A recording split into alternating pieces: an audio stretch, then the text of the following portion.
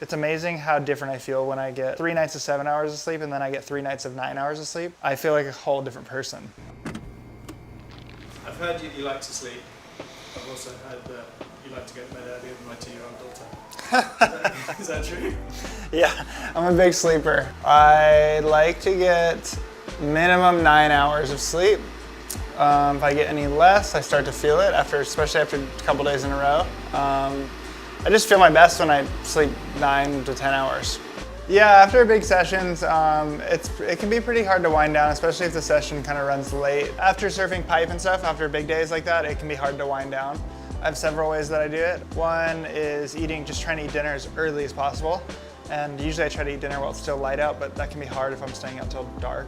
I'll do kind of like hot baths too, to kind of help just like relax myself, and it makes me pretty tired. Cooling down a bunch before bed, especially if I do a hot bath. For me, being as cold as possible just helps me sleep so much better. It makes my whole body go to sleep.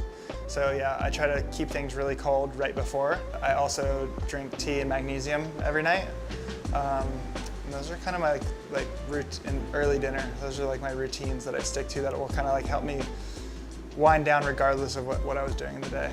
So I'll do a hot bath and then I'll just finish with an ice bath just to cool myself down from it. My whole thing is just making it as cold as possible. You say it's like a superpower for you? I wouldn't say it's a superpower for me because I definitely have my struggles with it sometimes, but generally I'm pretty good at it, and especially if I notice if I eat earlier and have like a separation between eating and bed, I'll fall asleep pretty quickly. For us, we travel literally all summer long. I don't think that helps with the circadian rhythm, jumping from one side of the globe to the other and then back, and then we're barely in a place long enough to adjust to the like 8 to 10 hour time change, and then we finally start feeling good, and then we're moving another 8 to 10 hour time change again. Offsetting travel is it's so hard, and I feel like it gets harder the older I get. It's especially hard too when you're going from warm temperatures to cold temperatures and you're having complete time change, a flip of time change, you know, and going from here to Europe is almost a complete flip. There's not really any way to like, I feel like, to beat it. I've done things all the way from like trying to adjust my sleep schedule before I leave by doing it where you change your sleep by an hour a night. You go to sleep an hour later, an hour earlier, depending on where you're gonna go. Trying to flip your time. And then all the way to things like where you're just like, okay, if I stay awake this entire flight, I'll be so tired when I arrive there that I'll make sure I'll sleep that night. I've done ones like that and it works, and you kind of like flip straight into it. And then I've done it other times where you get there and you're so tired and you sleep the first night and you're like, I did it, I conquered it. And then the next night comes around and you're so tired at like 3 p.m. and then you finally fall asleep at 7, and then you wake up and you're like, oh no, it's still dark out. And you're like, I don't want to look at the time. Don't look at the time. And you look at the time and it's midnight and you're like, no. Last year I kind of found that the best way for me to get over it was not stressing on it. And it just went, okay, I'm awake. Like, this is what it is. I'm just gonna be awake. And I would just wake up and have coffee and just start my day whenever I was waking up. It was kind of weird. I got used to this like waking up in the dark thing, and I would like start to like it. And then all of a sudden it's gone and you've transitioned into where you are. I have my phone on one of those settings where just at like 7:30, everything shuts down to do not disturb, max level, don't talk to me. That's kind of like a good routine for me on the tech side of it, is like just kind of like shutting out and being like here at home. I don't like disregard it completely.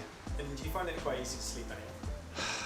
I feel like I used to be able to sleep anywhere at any point in time. Like get on a plane, pass out, be in a car, pass out. But now I feel like I've gotten pretty particular and pretty picky. Like a good pillow for me is like if I have a good pillow, I can sleep pretty much anywhere.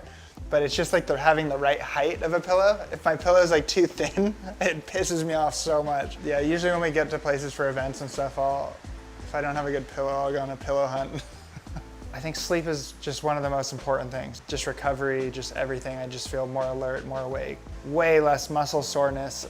I swear that last like 2 hours for me is such a big deal. For me, I'm just like as much as I can possibly get.